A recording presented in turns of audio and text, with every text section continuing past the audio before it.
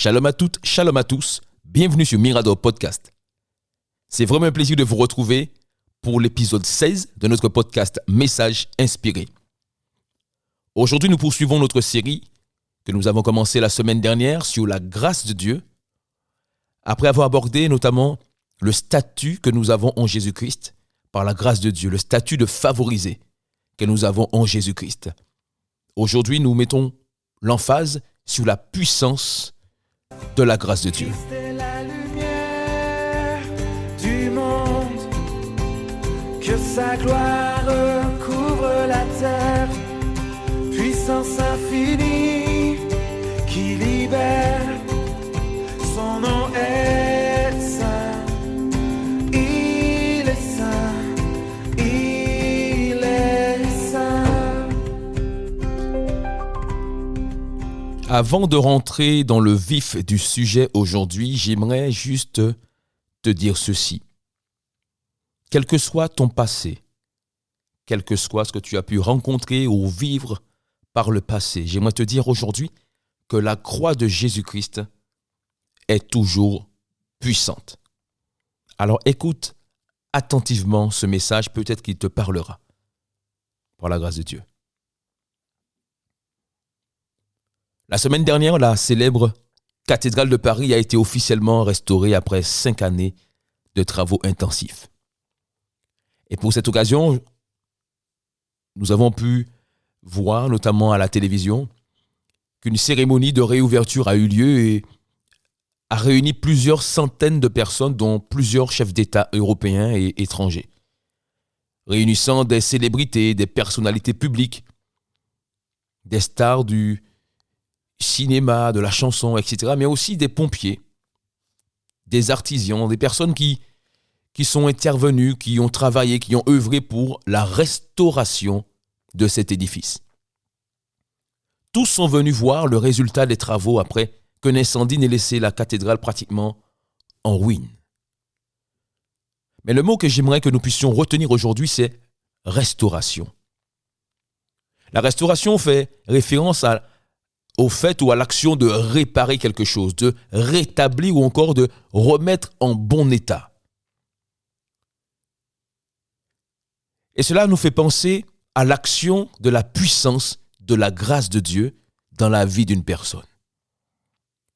Il est vrai que les hommes sont capables de restaurer des cathédrales, comme nous avons pu le remarquer, capables de restaurer des monuments, capables de restaurer des biens matériels. Mais seule la puissance de la grâce de Dieu est capable, elle, de réparer des vies, de restaurer des vies, de remettre en bon état la vie des personnes. Comme ce fut le cas, par exemple, de la femme adultère. Cette célèbre histoire connue dans le monde entier où une femme est prise en flagrant délit d'adultère et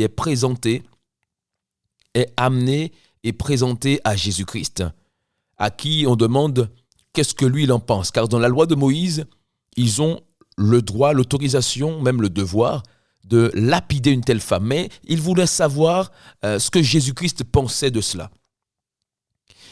Et le Seigneur répond juste par une question très simple, ou plutôt une directive, un conseil, que la personne qui n'a jamais péché, même cette phrase aussi est célèbre, que celui d'entre vous qui est sans péché ou qui n'a jamais péché, lui jette la première pierre, ou lui jette le premier la pierre contre elle. Et il est dit dans ce passage que toutes ces personnes sont accusées par leur conscience qui effectivement n'étaient pas parfaites. Étant donné qu'elles n'étaient pas parfaites, elles ont toutes laissé leurs cailloux sur le sol sans toucher la femme. Et Jésus-Christ se relève et dit « Alors femme, où sont ceux qui t'accusaient ? Personne ne t'a-t-il condamné ?» Et elle répondit « Non Seigneur, personne. » Et le verset qui nous intéresse aujourd'hui, le Seigneur Jésus-Christ lui dit, répond, je ne te condamne pas non plus. Désormais, va et ne pêche plus. Va et désormais ne pêche plus. Mais quelle est cette puissance de la grâce de Dieu? Comment cette puissance travaille dans la vie d'une personne réellement? En fait, la puissance de la grâce de Dieu se manifeste dans la vie d'une personne sous deux aspects principaux. Le premier, j'ai appelé un aspect instantané, je dirais. Et le second, un aspect plus continu dans sa manifestation. Mais suis-moi bien. La puissance instantanée, comme je l'ai appelé, la puissance instantanée de la grâce de Dieu, puisqu'il s'agit toujours de la même grâce, mais de deux manifestations différentes. On s'entend bien? Donc, la première manifestation qui est une manifestation instantanée de la grâce de Dieu, c'est cette puissance qui délivre une personne, qui va délivrer les prisonniers du péché, par exemple. C'est cette puissance qui va libérer les captifs de leurs addictions. C'est cette puissance qui sauve. Une puissance instantanée. Il s'agit en fait de l'intervention de Dieu dans la vie d'une personne qui, en un instant, change cette personne, change son statut spirituel. Cette personne passe du statut de condamné au statut d'affranchi. Dès lors qu'elle se repent devant Dieu, elle change de statut. Nous avons vu cela la semaine dernière pour l'ouverture de cette série, où le statut de favorisé, le statut d'une personne qui a la grâce de Dieu. Donc cette personne passe de statut de condamné à statut de favorisé. Quelle que soit sa situation ou quelle que soit sa vie passée, elle commence désormais une nouvelle vie. C'est ainsi que le Seigneur Jésus dit à la femme, « Je ne te condamne pas, moi non plus. » Il lui indique qu'elle ne recevra aucun châtiment, qu'elle ne sera point lapidée pour ce qu'elle a fait. Alors que les hommes considéraient qu'elle méritait la mort, qu'elle méritait d'être lapidée, la puissance instantanée de la grâce de Dieu a réduit à néant toutes ces accusations pour la libérer de ses effets. La femme adultère, elle est passée des ténèbres à la lumière. Elle est passée des ténèbres de la mort qui étaient programmées à la lumière de la vie par Jésus-Christ. Parce que lorsque la puissance de la grâce de Dieu agit dans une vie, elle nous libère. Elle libère des ténèbres pour conduire vers la lumière de Jésus. Par sa repentance, cette femme, elle est passée de la personne condamnée à la personne relaxée, innocentée. Elle a été instantanément réhabilitée dans son statut de femme, instantanément innocentée par le Maître lui-même. Et c'est aussi ce qui arrive encore aujourd'hui grâce à la puissance de l'œuvre de la croix. Toute personne qui décide de se présenter devant Dieu pour se repentir de ses péchés, pour se repentir de son passé, cette personne est libérée de la loi du péché et de la mort de manière instantanée. Dès lors, elle obtient un nouveau statut, passant de condamné à affranchi. Elle rentre dans une phase désormais de restauration. Et c'est là que rentre en compte ou prend tout son sens le deuxième aspect de la puissance de la grâce de Dieu. C'est là que commence la deuxième manifestation de la grâce de Dieu, de la puissance de la grâce de Dieu dans une vie. Cette puissance continue, elle vient affermir le statut d'affranchi. Elle vient affermir le statut de la personne favorisée. C'est cette grâce qui vient restaurer la vie de manière concrète après la transformation d'une personne. En fait, après avoir été affranchis, nous avons encore besoin de la grâce de Dieu pour marcher désormais en nouveauté de vie et de ne plus pécher. La grâce instantanée libère instantanément, délivre, etc. Mais la grâce continue, c'est elle qui vient donner les forces, par exemple, pour continuer à marcher dans les voies de Dieu, qui nous donne la force pour pouvoir continuer à prier, continuer à lire les Écritures, par exemple. C'est là qu'elle intervient. C'est elle qui nous soutient dans nos difficultés, qui nous aide dans nos faiblesses, nous relève dans nos chutes, de nos chutes. En fait, elle nous accompagne continuellement pour que nous puissions accomplir, ou plutôt que l'œuvre de restauration de Dieu puisse s'accomplir dans nos vies, pour nous emmener vers la statue parfaite de Christ. Nous transformer à l'intérieur pour nous conduire vers cette stature. Nous conduire, nous façonner à l'image de Dieu. Elle nous remet, c'est comme ça qu'elle nous remet en bon état émotionnel, bon état psychologique, bon état physique, bon état spirituel. Et c'est ainsi que Jésus-Christ continue en disant à la femme, va maintenant, mais désormais, ne pêche plus. En gros, marche maintenant dans cette nouvelle vie, marche en nouveauté de vie maintenant et ne pêche plus. Autrement dit, maintenant continue à avancer en ce sens. Continue à marcher dans la liberté que je viens de t'accorder. Tu n'es plus condamné, tu es libre, tu es innocenté. Continue à marcher dans ce statut d'affranchi et ne t'en écarte plus. Cette puissance de la grâce qui est libérée sur ta vie désormais te permettra d'être capable de ne plus pécher. En fait, la puissance continue de la grâce de Dieu, c'est elle qui nous permet de vivre la vie qu'on appelle la vie Zoé, cette vie abondante en Christ.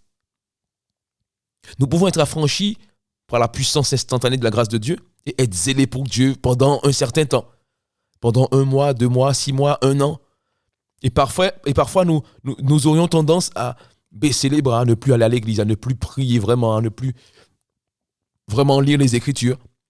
Mais pour continuer justement à vivre dans cette voie, pour continuer justement à vivre et à marcher dans les voies du Seigneur, retrouver la force justement de vivre comme un chrétien, comme un vrai disciple de Jésus-Christ, c'est là que la puissance continue, cette manifestation de la puissance de la grâce de Dieu nous soutient. C'est là qu'elle intervient pour nous soutenir justement dans ces moments. Et pour qu'elle le fasse continuellement, nous devons veiller à ne plus pécher. Nous sommes pécheurs, nous allons continuer à pécher, mais ce que je veux dire par là, c'est de ne plus demeurer dans le péché, c'est-à-dire pécher puis estimer que ce n'est pas bien grave,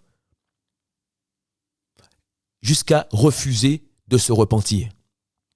C'est là que la grâce de Dieu, c'est-à-dire cette puissance de la grâce continue, ne pourra plus intervenir en notre faveur. D'où le conseil du Seigneur Jésus à la femme adultère, elle lui dit « Va, mais désormais ne pêche plus ». Parce qu'il sait que le péché met une séparation entre Dieu et les hommes.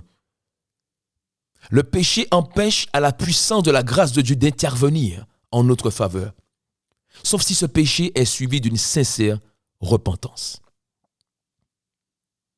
Alors aujourd'hui, réalisons qu'il y a une puissance qui découle de la grâce de Dieu. Autrement dit, une puissance qui découle de l'œuvre de la croix et qui se manifeste généralement sous 2 formes ou 2 aspects ou qui agit sous 2 manifestations, se manifeste plutôt de 2 façons différentes. La puissance instantanée de la grâce de Dieu qui vient nous libérer, qui nous libère, qui nous délivre de notre passé, nous délivre des poids, des chaînes du passé, de manière instantanée. Et puis elle nous réhabilite de notre statut de favorisé, nous réhabilite de notre statut d'enfant de Dieu. Et cette puissance continue de la grâce de Dieu qui nous permet de vivre continuellement justement la vraie liberté en Jésus-Christ. C'est elle qui vient nous soutenir, comme nous porter, nous aider à vivre continuellement cette vie abondante en Jésus-Christ. C'est ainsi que la grâce de Dieu qui découle de la puissance de l'œuvre de la croix n'a jamais perdu et ne perdra jamais sa puissance. Alléluia. En fait, la croix, elle est toujours puissante. Après plusieurs siècles, on voit que la croix est toujours puissante. Et d'ailleurs, elle génère même encore aujourd'hui une puissance protectrice autour de nos vies. Un bouclier. Oui, la puissance de l'œuvre de la croix génère autour de nos vies, autour de nous, un puissant bouclier. Mais ça, c'est un autre sujet dont nous allons parler la semaine prochaine pour le prochain épisode de cette série de la grâce de Dieu. Rendez-vous donc la semaine prochaine pour l'épisode 17 de notre podcast Message inspiré. Du monde, que sa gloire couvre la terre, puissance infinie qui libère son nom.